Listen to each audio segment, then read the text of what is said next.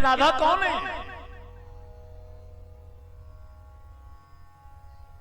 भगवान नारायण का जब प्राकट्य हुआ ना, तो नारायण की पत्नी बनी लक्ष्मी। लक्ष्मी प्रकट कहां से भई? समुद्र से। समुद्र मंथन से लक्ष्मी जी प्रकट हुई। नारायण की पत्नी बनी लक्ष्मी। और वही नारायण जब राम बनकर के आए तो वही लक्ष्मी सीता बनी, प्रकट हुई जनक नगरी में जमीन से। प्रकट हुई जनक नगरी में जमीन से।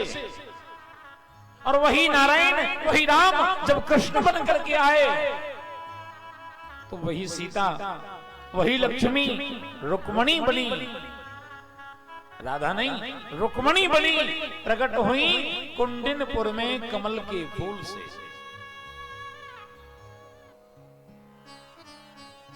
और जब लक्ष्मी जी का अवतार रुक्मणी जी हैं तो राधा कौन है? राधा कौन है? राधा किसका अवतार है? ध्यान से सुनेंगे, क्योंकि भागवत महापुराण में तो राधा जी का नाम नहीं लिखा।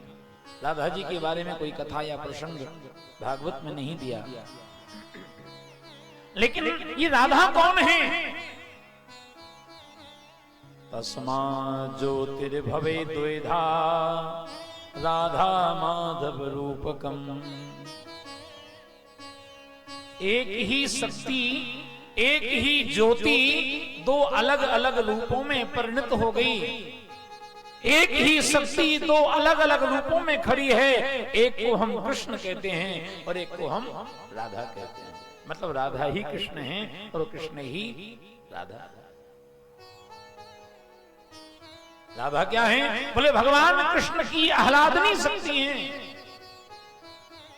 आप सरल भाषा में समझिए, जैसे आपके शरीर के अंदर शक्ति है तो आप चलते हैं, फिरते हैं, घूमते हैं, दौड़ लगाते हैं, हाथों से काम करते हैं, आपका शरीर पूरा काम करता है।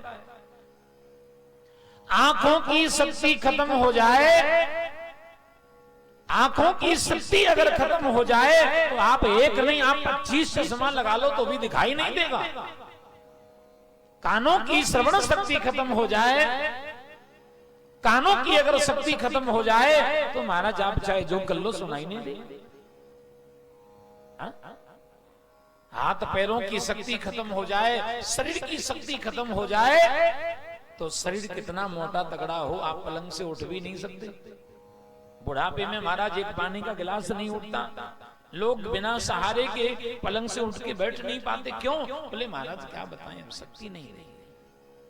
शरीर तो वही है, शरीर तो आपका वही है, लेकिन शरीर की शक्ति जो थी ना, वो शक्ति खत्म हो गई। और ये शक्ति क्या है? बोले इसी शक्ति का नाम है राधा।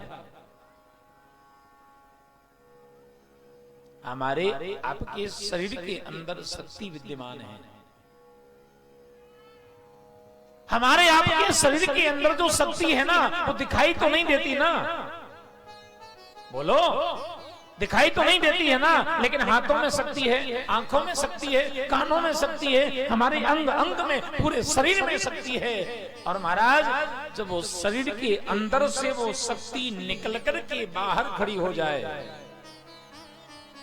तो क्या मनुष्य बिना शक्ति के कोई काम कर सकता है? नहीं कर सकता ना। भगवान ने गिरिराज पर्वत को उठाया तो क्या कहते हैं? बोले भैया शरीर तो हमारा है, लेकिन शक्ति कौन सी है इसको उठाने वाली? इस पर्वत को उठाने वाली शक्ति कौन है? बोले शक्ति का नाम है राधा। शक्ति क्या है? बोले नारी। शक्ति क्या है? बोले नारी। स्त्री है शक्ति।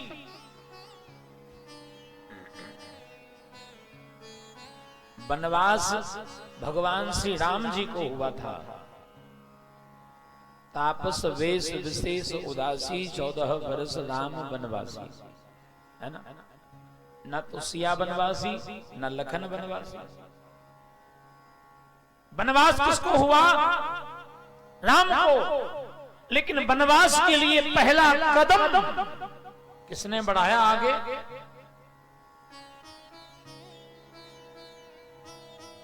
रामायण पढ़ते होंगे तो पता होगा। महाराज पहला कदम किसने बढ़ाया? भगवान श्री राम, लक्ष्मण, सीता जब तीनों रथ में बैठने लगे, दशरथ जी ने कहा था अपने मंत्री सुमंत को कि महाराज रथ से इनको थोड़ी दूर तक छोड़ करके आना। तो महाराज जब वनवास के लिए पहला कदम आगे बढ़ा तो किसका बढ़ा? रथ चढ़ सिया। रथ में पहले कौन चढ़ा? सीता। रथ चढ़ सिया सहित दो भाई, चले हृदय अवधि सिर नाई। भगवान जब आगे बढ़े हैं तो पहले सीता जी आगे बढ़ी हैं,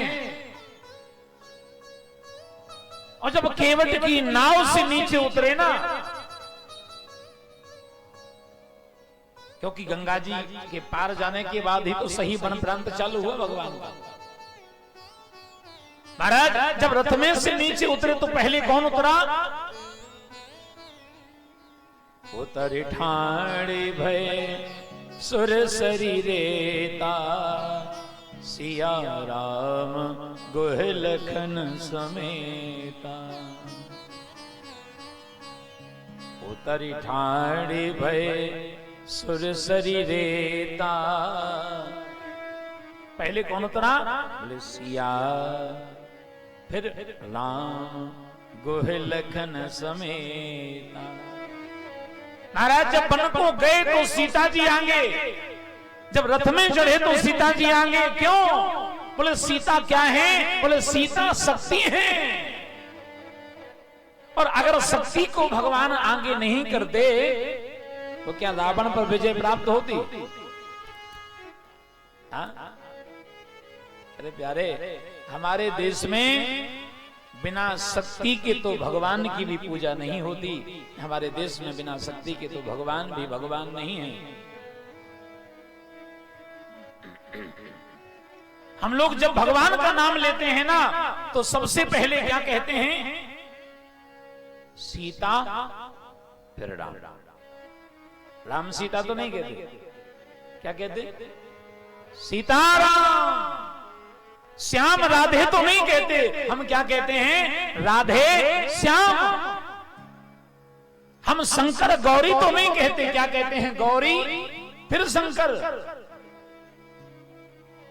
हम नारायण लक्ष्मी तो नहीं कहते, हम क्या कहते हैं? लक्ष्मी नारायण।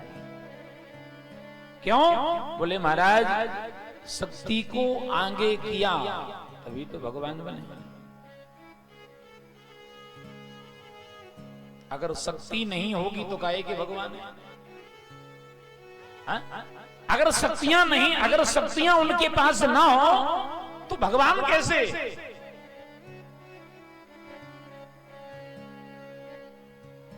बिना शक्ति के भगवान भगवान नहीं। हमारे आप किसी भी मंदिर में जाकर के देखिए, राम जी की मूर्ति अकेले नहीं मिलेगी आपको। राम जी के बगल में सीता मैया होंगी, कृष्ण के बगल में राधा रानी जरूर होंगी, नारायण के बगल में लक्ष्मी जी जरूर होंगी, शंकर जी के बगल में गौरी माता जरूर होंगी।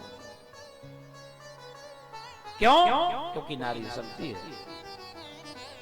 और जिनके घरों में, ध्यान से सुनिएगा, जिनके घरों में नारी का सम्मान नहीं होता, जिनके घर में स्त्री का सम्मान नहीं होता, चाहे वो अपने जीवन में कितना कुछ भी कर ले, वो 1 करोड़ रुपए रोज भी कमाने वाला व्यक्ति हो, लेकिन अगर स्त्री का सम्मान घर में नहीं है, अगर नारी का सम्मान घर में नहीं है, तो उस घर में कभी लक्ष्मी का वास हो ही नहीं सकता। उस घर में सुख और समृद्धि का वास कभी हो ही नहीं सकता।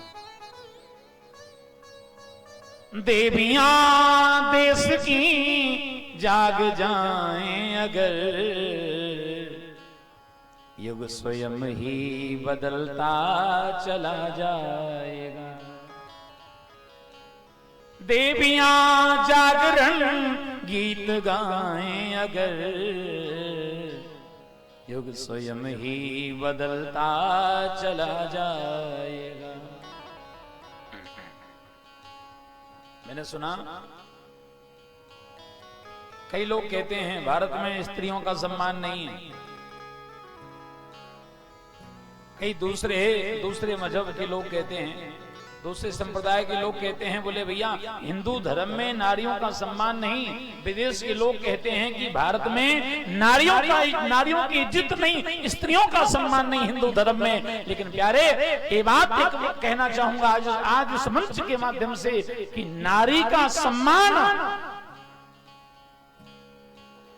स्त्री का सम्मान जितना भारत की भूमि पर होता है उतना सम्मान दुनिया के किसी देश में नहीं होता।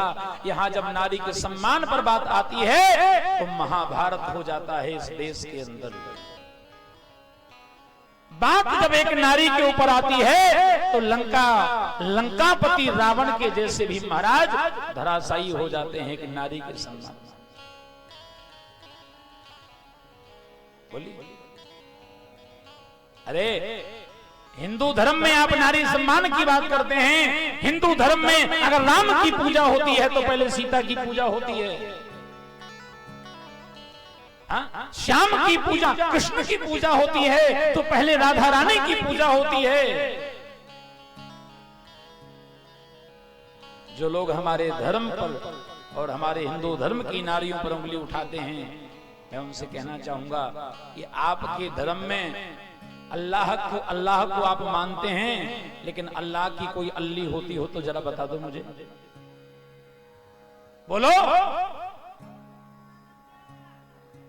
महाराज, ईसाई धर्म में, इस्लाम धर्म में नारी का सम्मान नहीं। आज इस मंच से कहता हूं, हजारों लोग हमारे चैनल के माध्यम से सुन रहे हैं। आज जितना सम्मान, जितनी इज्जत हिंदू धर्म में है, भारत की मिट्टी पर है, उतनी इज्जत महाराज दुनिया के किसी देश में नहीं हो सकती। उतनी इज्जत, उतना सम्मान दुनिया के किसी धर्म में नहीं हो सकता। इसलिए हिंदू धर्म को, इसलिए सनातन धर्म को सर्वश्रेष्ठ कहा गया है, जहां नारी का सम्मान होता है, जहां हम लोग नारी को देवी मानते हैं। जिसके घर में नारी का सम्मान नहीं, उसका घर शमशान की तरह होता है। जिनके घर में स्त्रियां, मैं अपने भाइयों से कहना चाहूंगा कि जिनके घर में स्त्रियों की आंखों से आंसू बहते हैं, जिनके घर में नारियां सुख से नहीं रहती, प्रसन्नता से नहीं रहती, उन जिनके घर में स्त्रियों की आंखों से आंसू बहते हो, उनके घर में लक्ष्मी का वास कभी हो नहीं सकता। नोट कर लीजिएगा मेरी बात को, गारंटी से कहता हूं। नारी का सम्मान होगा तो लक्ष्मी का वास होगा, नारी का सम्मान होगा तो सुख समृद्धि आपके घर में वास करेगी। महाराज